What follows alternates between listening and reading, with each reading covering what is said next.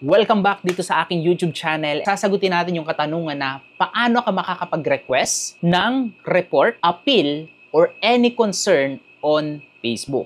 So yun yung ipapakita ko sa iyo dito sa video step by step. And kung tingin mo makakatulong to sa iyo, make sure to like this video and subscribe sa aking YouTube channel para palagi kang updated sa mga bago ko pang i-release na content. Facebook is merong help website. So bago tayo doon, papakita ko muna. So kung search mo yung Facebook Help, makikita mo dito, meron siyang tinatawag na Help Center. Dito mo makikita yung mga available article and document about dun sa concern mo. Example, kung meron kang concern about sa account, you can go here. Kung meron kang concern about sa security, login, privacy, groups, pages, and so much more. Also, pwede mo puntahan itong Visit Help Center. Ayan, click mo to. Tapos, nandito naman yung related pagdating sa business manager or sa Facebook advertising. So yan, ano yung mga popular topic? So, fix disable ad account to a failed payment options. So, i-click mo to.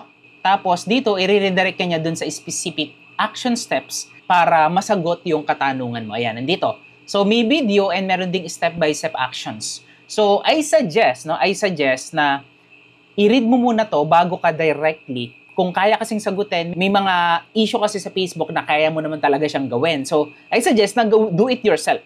Okay? Kumbaga DIY and available naman yung mga article.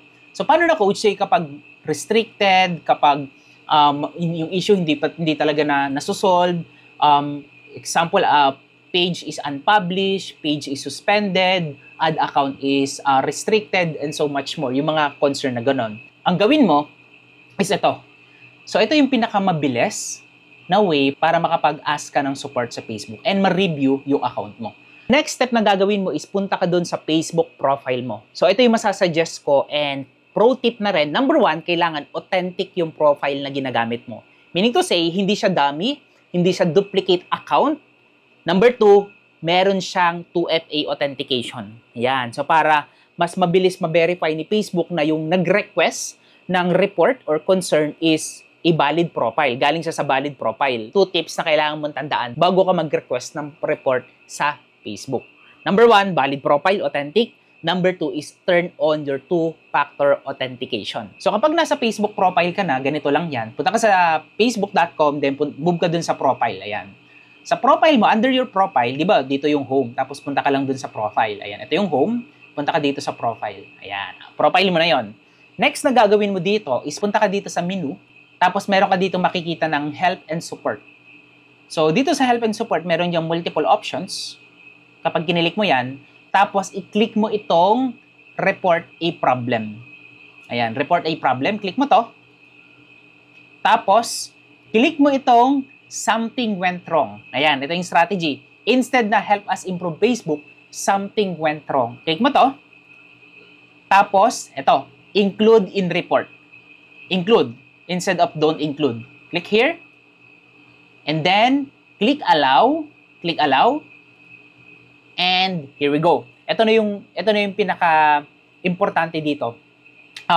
Kailangan mong isend yung specific concern mo. Example, dito, ang concern natin, let's say, page. Ayan, let's say na-unpublish yung page mo, na-restrict ang page mo, click mo yung page. And sa details, ilagay mo mismo kung ano yung problem. Kumbaga, yung quick overview, ano yung problem. Okay, example, yung page mo unpublished few days ago, lagay mo anong specific page yon, a name, and also the link. Ayan. And for the screenshot, I suggest na mag-add ka rin ng screenshot or video. Pwede mong gamitin to, i-click mo lang yan. Alright? So, paano naman coach kung ang problem ko is a profile? Kung pag-restricted ang profile mo, click mo yung profile. Ayan. Kung ang problem mo is videos, about sa videos mo, pero most of the time, magagamit mo talaga to kapag may problem yung Facebook mo. Ayan. So, pwede mo i-click si page. Let's say, dito naman tayo sa settings. Ayan. Settings, pwede mong ilagay dyan kung may problem ka sa settings ng Facebook mo. Ayan. Performance, professional dashboard, profile, search, settings, and so much more. So, other, pwede rin naman dito. Kapag sa others, let's say, ang problem mo is about sa a business manager. So, pwede kang maglagay dito. Restricted yung business manager mo. So, Ang kagandahan kasi dito is sila na mismo yung mag-connect or mag-a-assign dun sa mga department ng Facebook. So, kung ang problem is may kanya-kanya silang department para sa profile, para sa page, concern, ang gagawin nila is i-redirect nila yung ticket na yon. Ayan, so dito sa report na yon. So, gawin mo, i-discuss mo dyan yung page, tapos isa-submit mo lang siya. Ayan. And, anong mangyayari? Siyempre, iko-contact ka mismo ni Facebook. So, mangyayari dyan, makaka-receive ka ng notifications via email, and then sa email na yun, sasabihin nila kung ano yung next step na gagawin mo.